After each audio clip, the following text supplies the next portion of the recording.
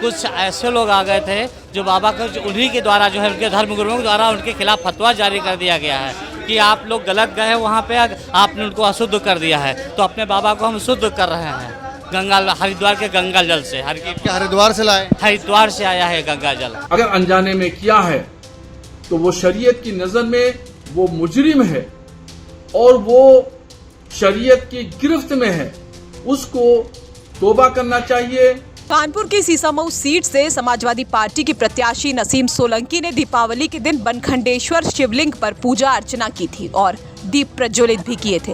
उनके इस कदम की सियासी गलियारों में चर्चा थी, मगर अब नसीम सोलंकी के इस कदम को न सिर्फ मुस्लिम समाज की तरफ से विरोध मिल रहा है, बल्कि हिंदू समाज की तरफ से भी नसीम के मंदिर जाने की आलोचना की जा रही है। एक तरफ जहां नसीम सोलंकी के मंदिर जाने के बाद मंदिर का गंगा जल से शुद्धिकरण किया गया, तो वहीं नसीम के खिलाफ फतवा भी जारी कर दिया गया है। क्या है पूरा मामला, चलिए आपको बताते हैं। दरअसल सीसामऊ सीट से समाजवादी पार्टी की प्रत्याशी और पूर्व विधायक इरफान सोलंकी की पत्नी नसीम सोलंकी ने जब बनखंडेश्वर मंदिर में शिवलिंग पर जलाभिषेक और पूजा अर्चना की तो ये वीडियो वायरल हो गया। इसके बाद मुफ्ती शहाबुद्दीन रजवी बरेलवी ने फतवा जारी कर दिया। उन्होंने सोलंकी के इस कृत्य को इस्लामी मान्यताओं के विपरीत बताया और कहा कि सोलंकी को इस कार्य के लिए सार्वजनिक तौर पर माफी मांगनी चाहिए, यानी तौबा करना चाहिए और कलमा पढ़ना चाहिए।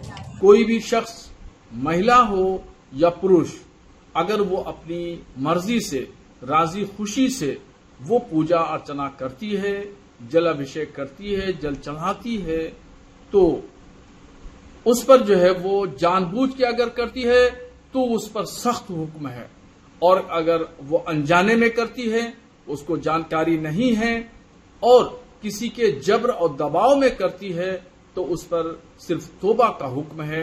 तो जिस महिला ने भी अगर अनजाने में किया है तो वो शरीयत की नजर में वो मुजरिम है और वो शरीयत की गिरफ्त में है, उसको तौबा करना चाहिए और अपने अमल से आइंदा भविष्य में, मुस्तकबिल में कोई भी ऐसा अमल न करे जिससे उसका ईमान, उसका इस्लाम खतरे में पहुंचे।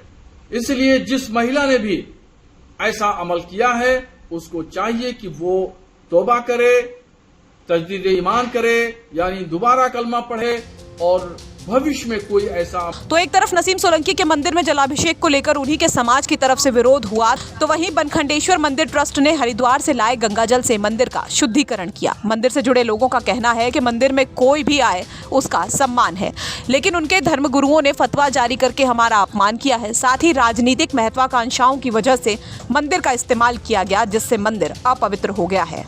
इस वक्त हम मौजूद हैं कानपुर के बनखंडेश्वर मंदिर में, जहां पर सीसामऊ सीट में मौजूद इस मंदिर में सपा विधायक की प्रत्याशी नसीम सोलंकी ने आकर जल चढ़ाया था, अर्चना की थी, और उसके परिणाम स्वरूप अगर आप देखेंगे फिर आज यहां पर जो मंदिर के ट्रस्टी हैं और जो पंडित हैं उनके द्वारा मंदिर का शुद्धिकरण किया जा रहा है। गंगा जल छिड़क कर यहाँ पर शिवलिंग को साफ किया जा रहा है और ये कहा जा रहा है कि ये विचारधारा से प्रेरित सिर्फ लाभ लेने के लिए इस पूरे घटना को किया गया था, इसलिए यहाँ पर इस चीज़ का शुद्धिकरण किया जा रहा है। यहाँ पर जो मंदिर के ट्रस्टी हैं वो मौजूद हैं, जो पंडित हैं वो अगर आप देखेंगे कि गंगा जल यहाँ पर लाकर छिड़क रहे हैं और साथ ही साथ शिवलिंग को भी पवित्र करने का काम कर रहे हैं।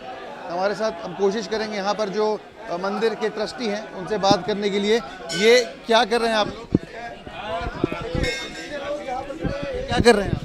बाबा को नहला रहे हैं, बाबा का अभिषेक कर रहे हैं, बाबा को नहला रहे हैं।